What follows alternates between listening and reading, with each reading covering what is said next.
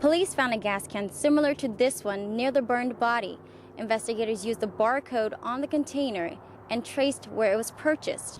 Now, officials do have a person of interest who they are questioning at the moment, and they say that the explosion was caught on tape, and those tapes are being reviewed for further investigation. Turning off 1/4 of Fresno streetlights would save the city about $200,000 a year on its electric bill, but the plan raises some safety concerns. If the mayor's proposal passes, some could be left in the dark. State employees, such as Caltrans workers, will only be paid the federal minimum wage.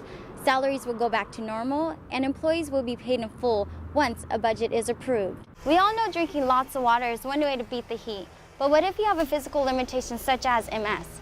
Some simple tips from health experts suggest starting your day early or having someone start up your car and turning on the air before you get in. Each step is a step closer to saving infants. The march will help develop programs and research find the causes of premature birth. Everyone here has their own story, but they share the same hope. Volunteers play a huge role in the organization's long history of service. It's their time and commitment that has made the organization such a success. A growing number of Californians is falling victim to poverty. It means thousands of families are struggling to eat and have a roof over their heads. And the Valley is no different. Even though there are a lot of people who do work, they're still below the poverty level, and each day is a new challenge.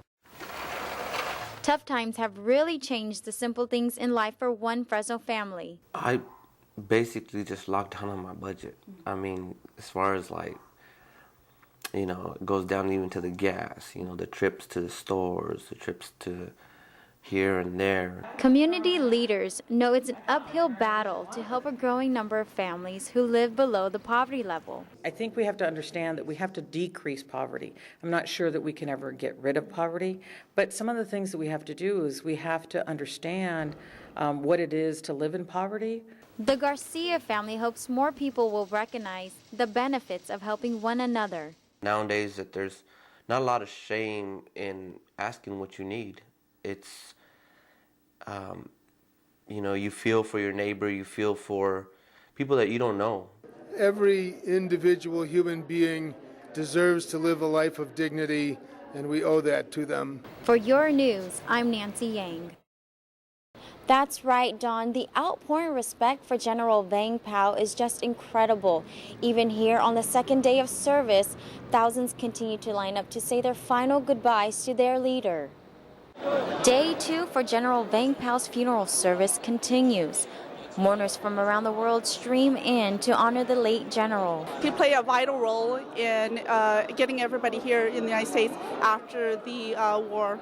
Chi Vang, who also lost her parents recently, traveled hours from Northern California. Vang Pao also attended her parents' funeral, and she wanted to return the respect. Excuse me for a minute. It's very difficult for me to even be here because he means a lot to me, and he means a lot to my father. Traditional Hmong instruments such as the drum and qing echo the room. Chang Zhang plays the qing in today's service and says it's an honor because Vang Pao was so important. Had the general not opened the doors for us, the Hmong would have never made it, regardless of our determination. The instruments help lead the soul to its final resting place and are vital to traditional Hmong funerals, its rituals, and culture. Dressed in traditional clothing, Sang Yang hopes to keep the general's wishes alive. 1. Cherish your culture. 2. We need to love one another in order to live. And 3. Support each other. We are one. Service for the general is held 24 hours a day for the next 5 days. The city has designated parking areas by the convention center on M and Kern Streets. Doors are open to anyone who would like to pay their final respects to the general. Live in downtown Fresno, I'm Nancy Yang. People back in Wisconsin are still trying to dry out after heavy rains hit their state earlier this week. The state's biggest city, Milwaukee, was hit the hardest, leaving many homeless and airport travelers stranded. Thousands are still without power.